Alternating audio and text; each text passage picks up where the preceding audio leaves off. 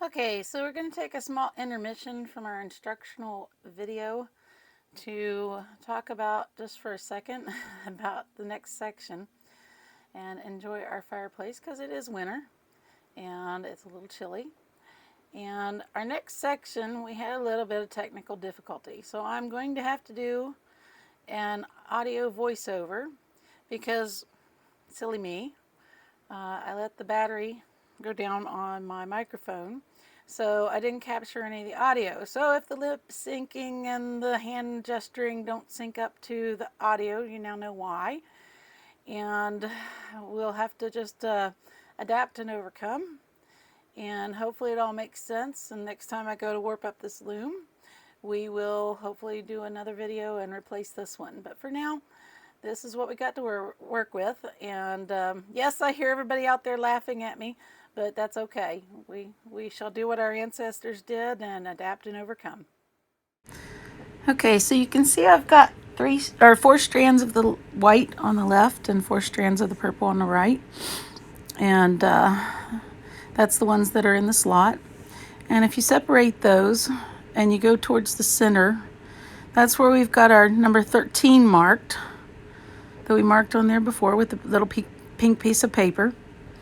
And so we've got it set up just the way it's supposed to be set up, so we can remove those pieces of paper now. We don't need those anymore. We can throw those out.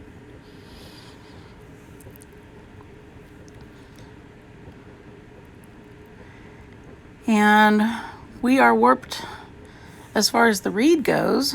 Now we're going to tie it on or lash it on. So I'm going to move this so you can see the front. What I've done on the front is I've tied a loose half knot because we're going to be taking that knot loose later.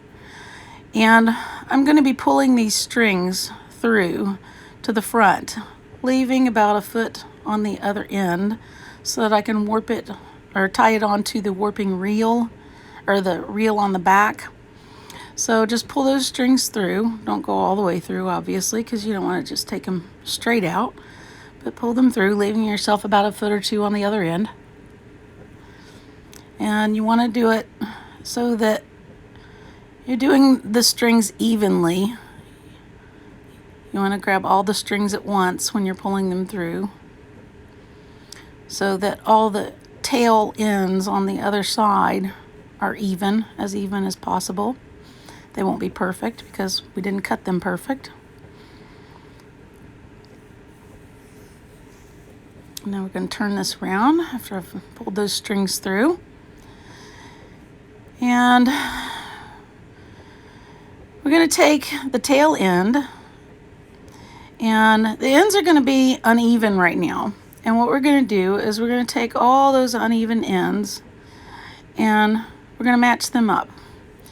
So we're going to gather those all together and get them all even. Straighten that out a little bit. And we're going to tie this on to that back winding reel on the back of the loom. And we're going to use what's called a surgical knot or a surgeon's knot when we go to tie it on. Let's get this all evened out and straightened. Now you're going to see I'm going to do a boo-boo here in a minute, and I'm going to have to take it apart and then tie it and then retie it. So it's a good learning moment. But do the first tie and you'll see where my boo-boo is.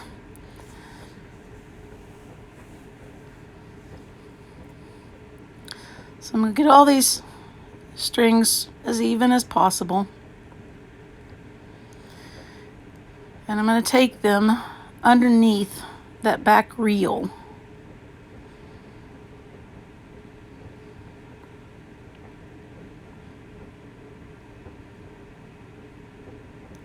And this is how you do the knot. You split them in half. Doesn't have to be perfect.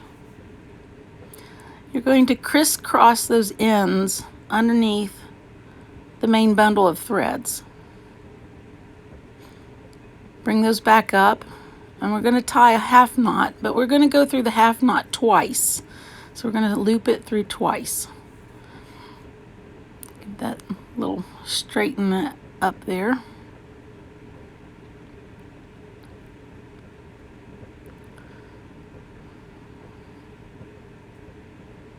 Try and keep things as neat as possible. So around once and around a second time,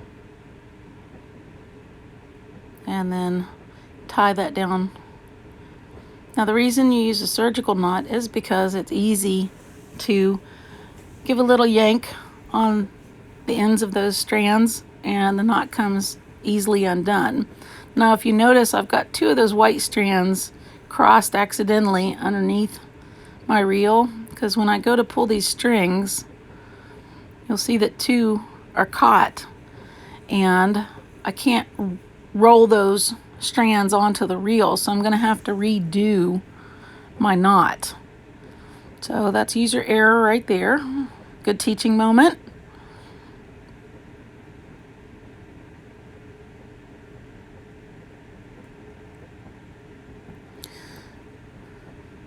Now while I'm retying this knot, you'll notice on the side of that reel is a wing nut. And that wing nut, when you tighten it down, it puts pressure on that reel so that the reel won't turn. And that prevents the strings from moving as you're weaving. So you want to loosen the wing nut while you're reeling it on. Now the other piece that I've got is a piece of old mini blind that I've cut up into small pieces that are no wider than the block part of the reel, because I don't want it to get stuck in there and cause a malfunction. So you can use old mini blinds, an old cereal box that you've cut up, a magazine that you fold the pages up, anything that you can use that's a little rigid. And that's to keep the layers of the strings as you roll them on, the top layer from getting all knotted up with the layer below it. And that's to keep those layers from getting knotted together as you're weaving and you're unrolling that layer of warping strings that you're working with. So I'm going to take this apart. See how easy that knot is to get undone. Fix those two white strings that got crossed under somehow. Not sure how that happened, but it did. Get those put back in with the main bundle. And retie that surgical knot. So you'll have an opportunity to see how that surgical knot is tied again. That's my go-to knot whenever I'm weaving. So take it under the reel, split it in half, crisscross under the main bundle,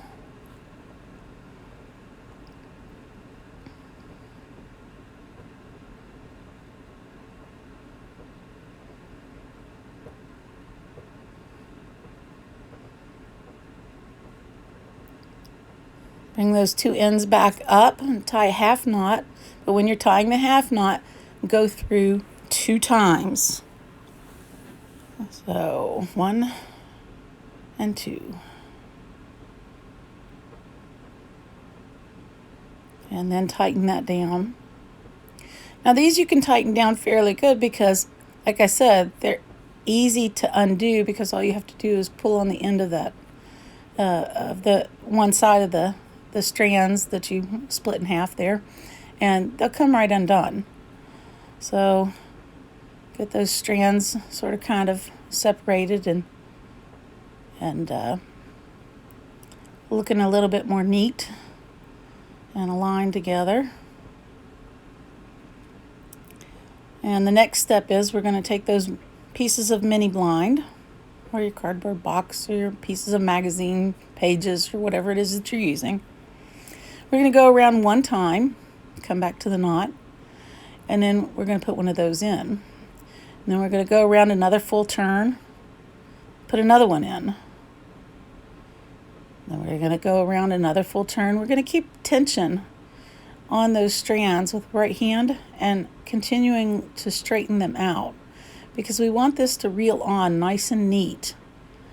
We don't want any loops caught in there or anything like that. So we're just going to keep on reeling this on and straightening and pulling the tension as we go.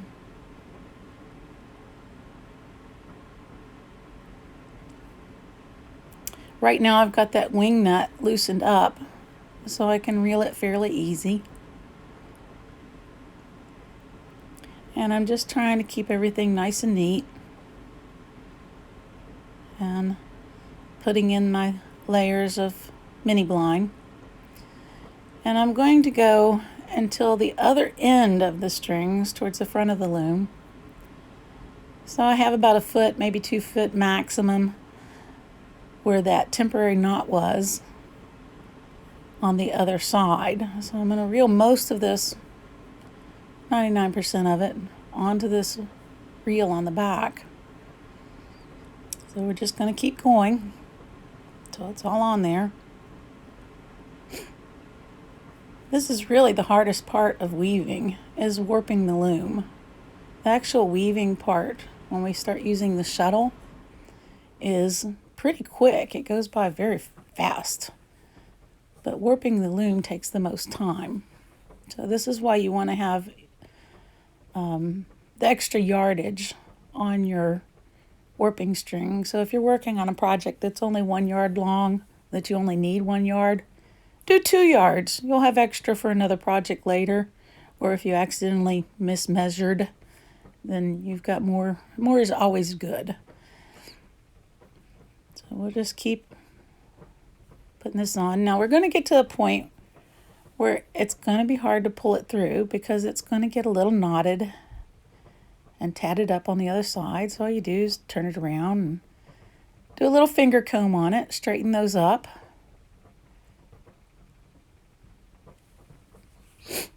And then we turn it back around and continue on.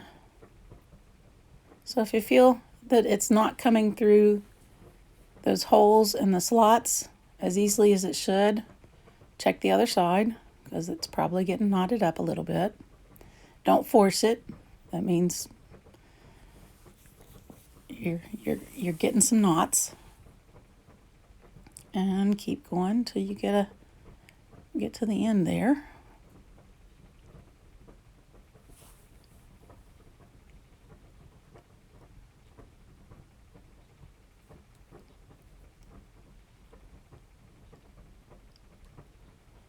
Almost there.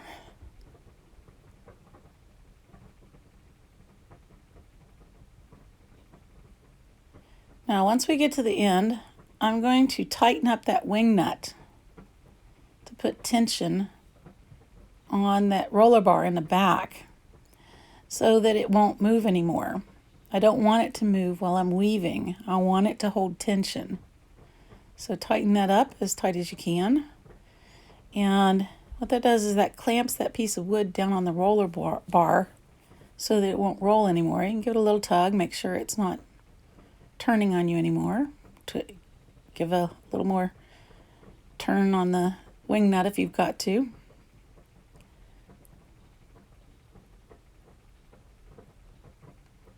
Okay, now we're going to move to the front of the loom. This might get a little difficult to see right here because I'm going to have to zoom in some. But that's okay. You'll see it on a little bit more zoomed out a little further on in the video. So now we need our other tool, which is the shuttle. Now the shuttle, we have the string that we've put on the shuttle is the white string, the white linen. And the reason why that we're using the white linen is because the weft string doesn't really show when you're weaving tape. It's hidden underneath. The only place that it shows is on the edge of your finished product. Now, remember our temporary knot. We're going to line these strings up again, straighten it out, retie a new knot, make it all nice and neat so that when we start weaving, we don't have loose strings hanging all over the place. And I'm going to give it a little trim on the end, just so that we don't have stragglers. So that when I'm moving my strands up and down to create my shed, all my strands are nice and even and straight and all the same length down to that knot.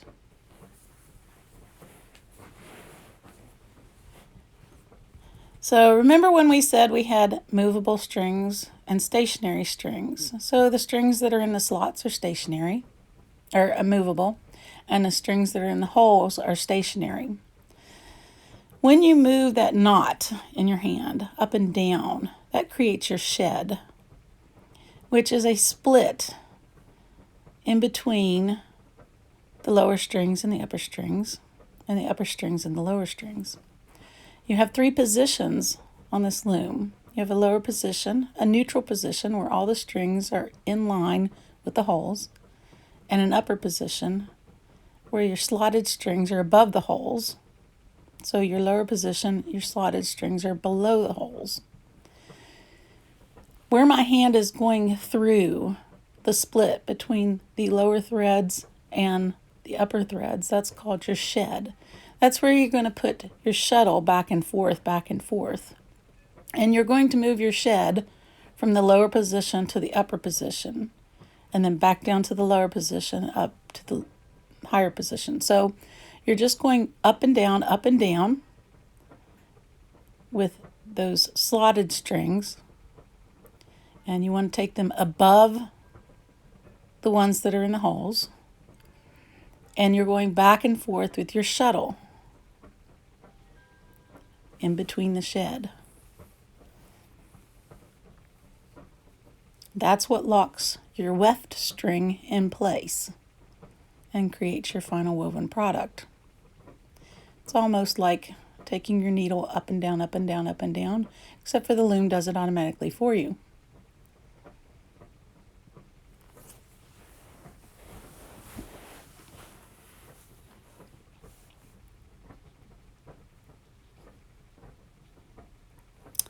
So we're going to get started weaving here.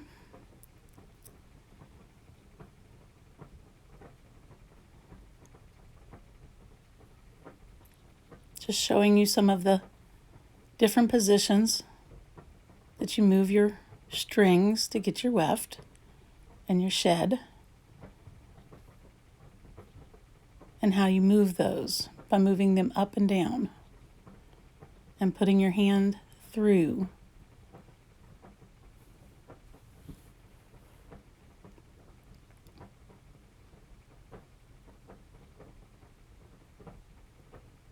So you can play with that and practice for a little bit before you start weaving. So now we're going to start where the knot is, and we're going to place one of our mini blind pieces at the base of where the knot is. And what that does is it fans out your warp strings so that you don't have them all gathered together in one spot, making this clump at the beginning of your project. So we're going to put that in there. Then we're going to change our shed. And we're going to get the string from our shuttle. And we're going to leave a long tail hanging off.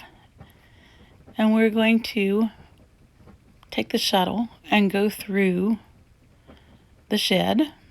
It's easier to go through the shed at the top of the loom, closer to the top where the rigid heddle is. Sometimes I use my finger to separate the shed, and sometimes I use the shuttle. Take that over and just lay it on the table. Leave a good tail hanging out, because we're going to do something with that here in a minute. Then you're going to change your shed by moving your strings, your slotted strings, either up or down. Go back through the shed. Now you're going to give a little tap with the knife edge of your shuttle. that lines that weft string in there and taps it down along the string, next string down, so they're all nice and even. Now when you do the next string, bring it at an angle and then pull it down, pinching with one hand and pulling with the other. So you're going to pinch with your left and pull it down with your right. Change your shed.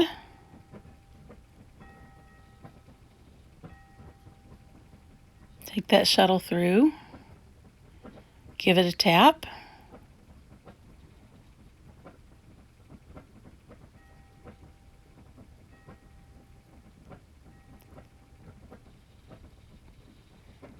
Now this looks like it's going slow, but it will speed up. Change your shed, take it through, give it a tap.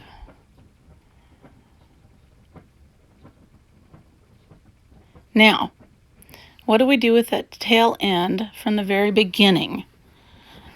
We're going to tuck that tail end right in to this next shed, as if we were taking the shuttle through.